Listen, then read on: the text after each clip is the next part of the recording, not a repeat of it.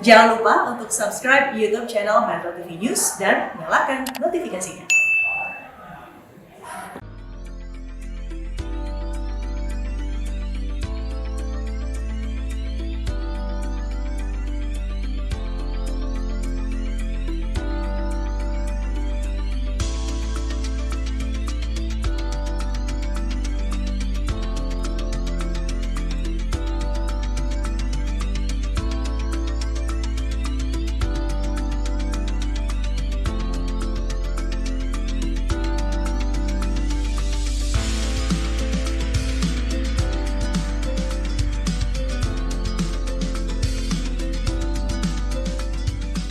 Oke, pemirsa, ini ada anggrek juga, ada tanaman juga, ini sirih lemon, ada juga di sini tanaman-tanaman lain. Artinya kalau saya dekat-dekat dengan di sekitar saya ini ada pohon, artinya apa? Artinya Hari Lingkungan Hidup Sedunia yang diperingati setiap tahun pada tanggal 5 Juni demi meningkatkan kesadaran global akan kebutuhan untuk mengambil tindakan lingkungan yang lebih positif bagi perlindungan alam dan juga planet bumi. Nah, mencintai lingkungan dan menerapkannya dalam perilaku kehidupan sehari-hari harus ditanamkan sejak dini, setuju ya? Sehingga akan terus menjadi sikap hidup kelak dewasa. Lantas seperti apa dan bagaimana cara mengenalkan cinta kepada lingkungan hidup sejak usia dini pada anak-anak? Ada rekan kami Sarah Wen yang saat ini sudah berada di Kebun Kumara, Tangerang Selatan. Coba saya sapa Sarah, selamat pagi. Coba dikenalkan ya teman-teman di sana. Halo, selamat pagi Marvin dan juga pemirsa. Nah, betul sekali, selamat Hari Lingkungan Hidup. Dan seperti dikatakan Marvin tadi, bahwa memang sangat penting untuk mengajarkan cinta lingkungan hidup sedari dini. Nah, sekarang saya akan ngasih lihat Anda bocoran sedikit, coba lihat ke sana. Nah, itu dia adik-adik yang sedang belajar berkebun menanam di Kebun Kumara, pemirsa. Di mana di sini ada kelas yang khusus untuk anak-anak dan mengajarkan mereka bagaimana mereka bisa dekat dengan alam dan juga berkebun dan juga meningkatkan kesadaran untuk menanamkan hidup yang sadar dan juga mencintai lingkungan sedari dini. Nah, sebelum saya akan mengajak Anda ngobrol langsung dan lebih lanjut lagi membahas seperti apa sih program-program dan cara mencintai lingkungan hidup sedari dini dan juga dalam kehidupan sehari-hari, terutama Anda yang hidup dan juga bekerja di kota-kota besar, saya akan mengajak Anda terlebih dahulu melihat sejarah dari Hari Lingkungan Hidup itu sendiri. Di mana pemirsa, untuk Hari Lingkungan Hidup Sedunia ini diperingati setiap tahun pada tanggal 5 Juni dan ini digunakan atau sebagai hari meningkatkan kesadaran global akan kebutuhan untuk mengambil tindakan lingkungan positif bagi perlindungan alam dan juga bumi kita bersama. Lalu Hari Lingkungan Hidup Sedunia juga ditetapkan oleh Majelis Umum Perserikatan Bangsa-Bangsa pada tahun 1972 untuk menandai dibukanya Konferensi PBB tentang lingkungan hidup manusia yang berlangsung antara tanggal 5 sampai 16 Juni 1972 di Stockholm. Lalu untuk temanya sendiri pada tahun ini adalah One Earth atau Only One Earth yang merupakan tema sentral yang dicetuskan oleh United Nations Environment Program, yaitu sebuah badan internasional yang bernaung di bawah PBB untuk Hari Lingkungan Hidup Sedunia pada tahun ini. Lalu untuk Indonesia sendiri, tepatnya Kementerian Lingkungan Hidup dan Kehutanan memutuskan untuk menggunakan tema di negara kita yaitu adalah Satu Bumi untuk Masa Depan. Dan tahun ini pemirsa juga menandai 50 tahun sejak konferensi PBB tentang lingkungan hidup manusia yang pertama diselenggarakan di Stockholm, Swedia tadi. Di mana pastinya kita sebagai masyarakat bumi pasti sudah sering sekali mendengar bahwa bumi kita ini banyak sekali menemukan masalah baik itu terkait dengan deforestasi, pencemaran lingkungan, lalu ada juga perubahan iklim. Tetapi yang salah satu yang mungkin bisa kita highlight di sini adalah bagaimana kita bisa menciptakan atau juga menanamkan hidup yang juga selaras dan juga memberikan efek positif bagi lingkungan kita, terutama bumi yang memang kita miliki hanya satu atau only one earth. Oleh karena itu langsung saja kita akan bahasnya lebih lanjut bersama Mbak Ara dari Kebun Kumara. Selamat pagi Mbak Ara. Selamat pagi Mbak Sarah. Apa kabar? Baik. Nah, boleh tadi udah lihat sedikit tadi kan ada cuplikan dan juga ada teaser sedikit pemirsa bahwa tadi ada adik-adik yang sedang belajar berkebun, ada yang menyiram. Bisa cerita sedikit nggak? Ini kelasnya sebenarnya seperti apa sih yang diajarkan untuk adik-adik tadi? Jadi sebenarnya kalau Kebun Kumara sendiri kan kita kebun belajar kan untuk mendukung, kita ingin mensupport masyarakat kota untuk kembali dengan alam. Gitu, kembali mengenal gaya hidup yang lebih lestari, jadi melalui edukasi, melalui edible landscaping, dan kalau edukasi itu kita ada dari mulai anak-anak sampai dewasa.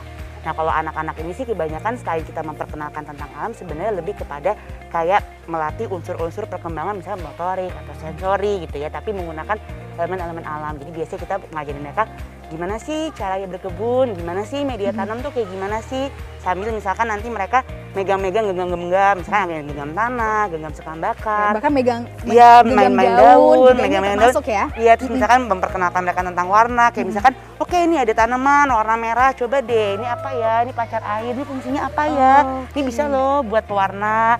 Terus misalkan oke ini masing-masing tanaman tuh punya fungsinya loh, ada harum. Jadi kalau misalkan di kebun kan maksudnya banyak panca indera yang bisa terstimulus ya. Dari mulai mata kita main warna, dari mulai wangi ini masing-masing tuh punya harum. Misalnya nih Mbak. Coba ya. Oh ya, harum. Ini apa nih? Taman Mbak? mint. Taman mint. Gitu. Aduh, wangi Ini pemirsa. harum banget kan, jadi masing-masing tuh punya wangi. Misalnya ada yang wangi, ini mint wanginya ya wangi mint ya. Jadi misalkan, tahu nggak sih yang suka dipakai buat rasa es krim coklat mint tuh ini loh, atau misalkan buat pasta. Oh makanya tadi sempat juga anak-anak ditanyain suka makan nggak, mau dimakan nggak gitu Iya, ya, karena jadi itu biasanya mendekatkan kehidupan mereka jadi sehari-hari. karena makanan tanaman-tanaman ini ada yang bisa dimakan juga gitu. Misalkan kayak ini sirih bumi gitu kan. Ini tuh kesannya tuh ini biasanya disebutnya sebagai gulma, tapi dia itu sebenarnya edible gitu. Jadi bisa langsung dimakan. Ada bunga-bunga juga yang bisa dimakan. Oke, bisa. Nah, ini juga tadi kan adik-adik nih, saya ambil sedikit ya pemirsa. Tadi adik-adik terlihat menyiram tanaman. Ini mereka juga diajarkan untuk berkebun dan juga di rumah mereka sendiri kah, atau seperti apa Mbak Ara di sini? Karena bisa kita lihat kalau di sini lengkap ya, jenis tanaman ada penjelasannya juga di sini. Ya, jadi kalau misalkan kita kan melihat kalau kebun itu kan sebagai medium kita merawat alam ya. Karena kan kalau misalkan kayak merawat alam itu selalu digambarkan dengan hal yang masif gitu. Kesannya kita cuma bisa berkontribusi kalau melakukan penanaman 1000 pohon di hutan apa gitu kan. Tapi kesannya kita yang di kota tuh tidak bisa berkontribusi. Tapi ternyata melalui kebun tuh kita juga bisa merawat alam, didekatkan ke dalam keseharian, kita merawat tanah, kita merawat ekosistem, dan itu bisa dikenalkan sejak dini gitu. Kayak biasanya kalau dalam kelas-kelas kita tuh kita ada garden routine. Jadi kalau garden routine tuh kita biasanya nyapa kebun kayak halo tanaman ini, halo tanaman cabai. Itu memperkenalkan mereka juga kan tentang kayak apa sih ada tanaman apa aja sih. Misalkan ada kupu-kupu, halo kupu-kupu, halo misalkan belalang. Jadi kalau itu kan memperkenalkan bahwa oh di kebun tuh ada juga loh kehidupan selain di luar kita. Karena kalau kita kan di kota pasti ngeliat apa binatang hama aja gitu kan. Tapi di sini tuh kita pengen ngajarin bahwa semua kehidupan tuh punya fungsinya. Jadi kita berteman sama mereka, dibikin familiar. Kalau nyiram juga kan tanaman butuh air, jadi harus disiram loh gitu. Jadi mengajari mereka gimana how to nurture aja. Gitu. Jadi semua life skill dituangkan dalam berkunjung ke berkebun ini. Nah tadi juga menarik Mbak Ara dan juga pemirsa, karena tadi anak-anaknya diminta untuk nyeker, Mbak Ara juga nyeker, jadi saya ikutan. Tetapi ternyata dari sebelum kita live pemirsa, di bocornya Mbak Ara ternyata ada nilai, ada juga ini ya, ada fungsinya, ada pelajaran dari kalau kita nyeker ke alam langsung. Seperti apa Mbak Ara? Jadi kalau bisa kan grounding itu kan terkenal ya, orang tuh kan grounding itu kan sebenarnya kan menghubungkan kita kembali dengan energi bumi gitu, elektron yang bisa mungkin didapetin dari misalkan sambaran petir ke bumi segala macam. Nah kalau untuk anak-anak sebenarnya selain itu, selain bagus untuk kesehatan juga, sebenarnya kita tuh juga ada untuk sensori mereka gitu. Karena kan mereka napak tuh, misalkan napak kayak oh rasa serbuk kayu tuh kayak gini ya, oh rasa tanah tuh gimana ya, terus kan mereka nginjek-injek batu, oh rasa batu tuh kayak gini ya, oh misalkan rumput tuh kayak gini ya. Jadi emang sebenarnya lebih kepada kayak apa namanya, kita ambil jalan ya Mbak. Boleh. Jadi sebenarnya lebih kepada untuk sensori juga mereka main-main kayak gini. Sama ngajarin anak-anak itu kan biasanya takut kotor ya, maksudnya ih jijik apa segala macam gitu kan. Misalnya anak-anak tuh takut kotor. Orang dewasa juga banyak yang takut kan Mbak Ara? Orang dewasa juga banyak yang takut. Ya kita tuh memperkenalkan bahwa sebenarnya nggak apa-apa loh kotor itu, dan maksudnya kan bisa dicuci juga kan. Dan kalau kita bersentuhan dengan elemen-elemen alam itu sebenarnya kita tuh juga bersentuhan dengan kayak kehidupan yang ada di sini. Oke, nah Mbak Ara, tetapi kan selain anak-anak pastinya seperti katakan tadi, orang dewasa aja mungkin belum begitu banyak yang bersahabat dengan alam. Contohnya salah satu permasalahan dalam kehidupan kita dan juga menjaga bumi adalah sampah. Nah ini untuk kebun Kumara sendiri ini bagaimana mungkin untuk kayak merangkul semua elemen atau juga orang dewasa terutama ini untuk bisa sadar bahwa ternyata sampah ini bisa loh, ini bisa kita daur ulang dan juga kita bisa manfaatkan untuk hal yang lebih baik lagi. Jadi kalau sampah itu kan sebenarnya kan ada dua gitu kan, ada yang organik, ada yang non organik. Nah kalau misalkan untuk yang kayak organik itu sebenarnya kita bisa olah sebagai kompos gitu. Jadi daripada kita sumbang mereka ke TPA dan mengalami pembusukan yang tidak optimal, jadi sebenarnya kita tuh mengolah mereka tuh sebagai kompos. Jadi kalau misalkan kompos itu kita ada beberapa tipe pengkomposan ya. Jadi yang ini pertama yang banana circle. Ini banana circle. Jadi kalau banana circle ini lebih kepada untuk kayak sisa-sisa kayak makanan, sisa-sisa kayak sampah kebun. kayak untuk pruning segala macam tuh kita taruh di sini. Kenapa namanya banana circle, Mbak? Karena sebenarnya biasanya dia pakai metode untuk penanaman pohon pisang di sekitarnya. Karena sebenarnya kalau kompos itu kan dia butuh untuk lembab kan. Nah, untuk batang pisang sama akar pisang dia itu juga membantu untuk ngebuat si area sekitar kompos itu lembab karena dia penuh dengan air si pelepahnya. Jadi ini batang pisangnya turut membantu Yes, composting untuk ngebentuk ini, composting oke. karena kan kita kan butuh lembab kan. Kita butuh si kondisinya itu dia lembab. Biasanya kita nggak buang sisa makanan sih di sini karena kalau kita buang sisa makanan takutnya kan ini open space ya. Takutnya malah dimakan tikus, Binatang-binatang binatang lain ya. segala macam gitu-gitu. Nah, tapi Mbak Ra, kan kalau misalnya kita berbicara juga tentang, silakan Mbak Ra jalan duluan. Ya. Kalau misalkan orang-orang yang hidup di kota besar, Ya. banyak mungkin tinggal di apartemen, nggak punya tuh Mbak Ra, ini pohon pisang seperti ini. Ini ada nggak sih cara-caranya untuk composting mungkin di rumah-rumah yang memang lahannya terbatas? Ada banget Mbak, karena maksudnya kalau ini kan kita juga menyesuaikan dengan ini ya. Kita menyesuaikan dengan kehidupan di kota, kita paham banget kalau di kota itu nggak semua orang tuh punya lahan. Makanya sebenarnya kita bikin beberapa metode pengkomposan untuk untuk skala yang kecil gitu. Kayak misalkan aku ada Contohnya beberapa metode. Ini Boleh. kita ada beberapa metode pengkomposan. Ini kita beberapa tuh sebenarnya kompos-kompos ini digunakan untuk kayak tanaman-tanaman di sini juga. Nah ini Oke. tapi mungkin nggak ideal ya. Kalau Iya. misalkan nggak ideal kalau misalkan untuk yang nggak punya lahan. Tapi ini salah satunya ini metode pengkomposan juga. Ini apa?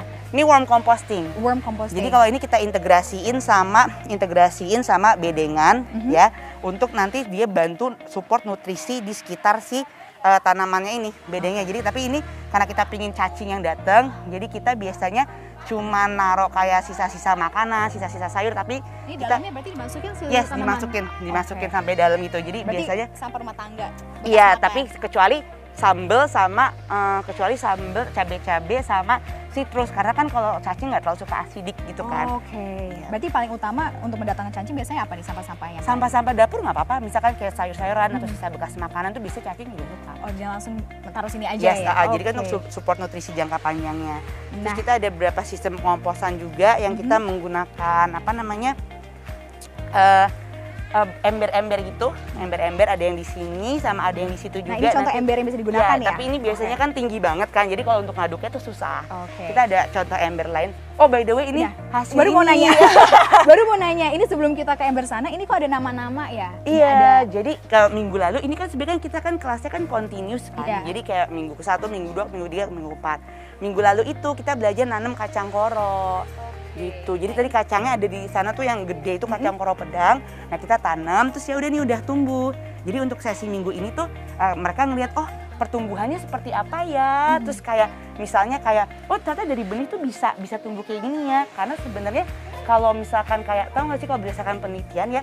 Jadi bermain di kebun, bermain di kayak area outdoor gitu, anak-anak tuh biasanya menumbuhkan rasa kayak happy, senang, takjub kayak wonder kayak benihnya tumbuh ya. Saya banyak explore hal Iya, baru sama langsung ya. sama pride. Jadi bangga karena kan ketika kita bisa menemukan sesuatu nggak usah deh yang anak-anak, Iya. yang dewasa aja tuh kayak seneng kan ketika itu kan. Jadi sebenarnya ya itu kita mencoba untuk menumbuhkan maksudnya selain skill juga ya emotional feeling dari gimana sih mereka bermain di alam gitu. Dan juga membantu melestarikan dengan menanam tanam baru. Sebenarnya kan baik juga kan Yes. selama pandemi kemarin Ya. plant parent yang bangga melihat plant-plant mereka bertumbuh kembang dengan baik.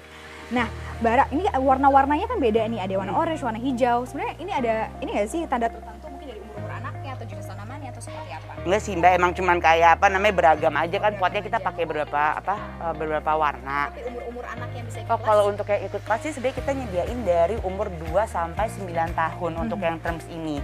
Gitu. Tapi biasanya kita bagi kan maksudnya perkembangan mereka itu kan berbeda ya Iya. maksudnya. Jadi kita biasanya bagi yang klasifikasinya yang 2 sama 3 tahun, 3 sampai 5 tahun, terus 6 sampai 9 tahun. Tapi possible juga untuk ada private classes yang dengan range umur yang berbeda-beda. Atau misalkan kalau di luar program ini bisa ada private classes juga dari Bisa sekolah-sekolah. menyesuaikan. Yes. Sekolah-sekolah dengan umur dari mulai umur 2 tahun sampai SMA tuh kita juga sering maksudnya ngelakuin ke Kalau orang kegiatan dewasa sini. juga ada, Mbak? Ada, dewasa juga ada gitu. Nah. Jadi bisa private classes. Tapi kesempatan kali ini adik-adik yang umur 2 sampai 3 3 tahun, tahun. ya? Ya, 2 sampai 3 Oke. tahun. Nah, tapi Mbak Ara, untuk anak-anak sendiri, sebenarnya ada nggak sih kesulitan untuk mendekatkan mereka dengan alam atau justru mereka cenderung lebih mudah didekatkan dibandingkan orang dewasa? Sebenarnya tergantung anaknya juga ya, dan maksudnya itu kan bukan cuma anak-anak Iya. ya, tapi kan dewasa ya, karena kan mereka sebenarnya punya masing-masing anak atau masing-masing manusia itu kan unik ya. Iya. Mereka punya kayak kesenangannya sendiri segala macam. Tapi kalau anak-anak tuh kadang mungkin curiosity-nya tuh lebih tinggi. Iya. Jadi misalkan kadang misalnya nih mereka jijik nih. Misalkan kita lagi nanam kita Iya. nemu cacing. Gitu Iya. kan. Kadang anak-anak takut kan Iya. kayak ih apa ini nggak mau takut segala macam. Tapi ya udah biasa anak-anak tuh dikasih pengertian aja. Misalkan kayak oke ini cacing aku pegang nggak apa-apa loh. Kalau ada cacing tuh di tempat kita tuh biasanya tanahnya subur loh. Terus mereka tuh langsung kayak ih mau pegang nggak? Oh, mau coba atau nggak misalkan coba taruh di tangan kamu mau nggak? Mau gitu. Jadi tinggal dikasih pengertian gitu aja sih. Atau misalkan kalau misalnya kita nyeker gitu, biasanya mereka kan ngelihat parents-nya, jadi biasanya orang tuanya yang ikut nyeker juga, mereka ngelihat mereka mau. Atau kalau misalkan mereka agak jijik, kita kasih support kayak nggak apa-apa kan, oke seru kan, mereka kayak iya sih nggak apa-apa gitu lah. Jadi sebenarnya ya masing-masing anak unik ya, maksudnya tinggal gimana kita memfasilitasi ya curiosity mereka aja. Dan memberikan example atau contoh yang baik dari kita orang dewasa terlebih Yes. dahulu. Nah, Bara, kalau kan itu hari lingkungan hidup pastinya kan membutuhkan juga untuk penanaman pentingnya concern terhadap sustainability lingkungan. Kalau Bara lihat sendiri dari misalkan teman-teman yang datang ke sini dan juga pengamatan Bara, ini sebenarnya seperti apa sih masyarakat kita di Indonesia terkait dengan kesadaran untuk menciptakan lingkungan yang sustainable? Sebenarnya sih kalau menurut aku ya apalagi semenjak adanya pandemi itu orang-orang tuh maksudnya udah ada gitu loh Mbak, maksudnya kesadaran bahwa penting loh maksudnya merawat alam gitu kan, merawat alam gimana dikatakan ke dalam keseharian, apalagi kalau kita punya kebun-kebun kayak kebun pangan gitu kan. Jadi kalau kita punya kebun pangan kan maksudnya kita punya akses sendiri gitu, akses sendiri ke pangan sehat kita maksudnya juga bisa merawat tanah kita. Tapi menurut aku masing-masing orang tuh nggak perlu harus kayak saklek harus cara merawat alam tuh kayak gini loh. Maksud aku masing-masing berkontribusi aja sesuai kapasitas ya gitu. Kalau mereka mau misalkan merawat alam melalui menanam, monggo. Atau misalkan mereka baru mau mulai, maksudnya kapasitas yang bisa melakukan baru mulai mengkompos ya nggak apa-apa, mulai aja. Atau misalkan kayak reducing, maksudnya penggunaan sampah-sampah plastik sekali pakai gitu-gitu ya nggak apa-apa juga. Jadi maksudnya merawat alam tuh banyak banget caranya dan bisa disesuaikan dengan kapasitasnya aja. Yang penting mulai dari diri sendiri terlebih dahulu. Yes. Nah, ini contohnya kompos tadi ya, pemirsa, coba kita jadi kasih ini lihat. composting kita. Biasanya kalau untuk yang punya lahan, ini tuh bisa ditanam sebenarnya. Tapi kalau untuk yang nggak punya lahan, kita biasanya pakai double box gitu loh. Jadi ya udah boxnya ditaruh ke box lagi gitu. Ini biasanya sampah-sampah dapur kita kan di sana kan. Nah ini jadi kita dicampur sampah-sampahnya. Dan ditambahin apa-apa gitu nggak? Biasanya kalau bikin kompos itu ada bahan organik kayak green sama browns gitu-gitu. Ini bisa jadi buat pemirsa yang di rumah yang nggak ada lahannya. Oke, Bara. Nah, mungkin bisa secara ini aja, Bara. Sebenarnya kan Kebun Kumara punya berguru pada alam. Ya. Secara singkat, ini maksudnya apa dari berguru pada alam sendiri? Sebagai closing juga, pemirsa. Berguru pada alam, jadi kalau kita selalu bilang kalau misalnya yang ngajarin tuh bukan kita gitu, tapi sebenarnya yang ngajarin tuh alam itu sendiri, karena bagi kita alam tuh guru tertua ya. Maksudnya banyak banget hal-hal yang bisa diajarin oleh alam, dari mulai proses, dari nanam kita belajar proses. Terus dari misalkan keberlimpahan gitu, keberlimpahan tuh kita belajar, kalau keberlimpahan kan kita cuma nanam satu aja, kita rawat, bener-bener kita rawat, itu tuh pasti bener-bener kita bisa panen banyak banget. Jadi itu dia kenapa kita selalu bilang bukan kita yang ngajarin, tapi sebenarnya alam itu sendiri yang mengajarkan tentang wisdom yang ada di sekitarnya. Makanya kita harus jaga bersama karena memang alam dan bumi hanya satu. Karena kayak alam tuh bisa nih nggak hidup tanpa manusia, tapi manusia nggak bisa hidup tanpa alam gitu. Nah, itu dia pemirsa. Baik, terima kasih Mbak Ara dari Kebun Kumara sudah memberikan semua insight-nya dan juga wisdom-nya untuk kita semua di pagi hari ini. Dan itu dia Marvin tadi pembahasan kita dan juga pemirsa bersama Mbak Ara dari Kebun Kumara, bagaimana kita harus menjaga lingkungan kita karena seperti dikatakan tadi, kita alam dan juga bumi hanya memiliki satu saja atau only one earth. Saya kembalikan kepada Anda di studio. Terima kasih untuk pesannya, salam untuk anak-anak di belakang Sarah. Terima kasih untuk kami sudah diajak jalan ke sana. Nah, Maria, bagus tadi bisa ngajak keluarga loh ke Kebun Kumara tadi buat mengenal banyak sekali tanaman-tanaman, juga ada herbs apa sih untuk tanaman masak itu pun juga bisa buat dikenali juga. Tidak hanya kita belajar mengenai mencintai lingkungan, tapi kita juga lebih dekat dengan alam gitu. Seger ngeliatnya hijau-hijau gitu. Betul sekali. Baik pemirsa, kami akan kembali usai jeda untuk Anda dengan informasi untuk Anda, tetaplah bersama kami.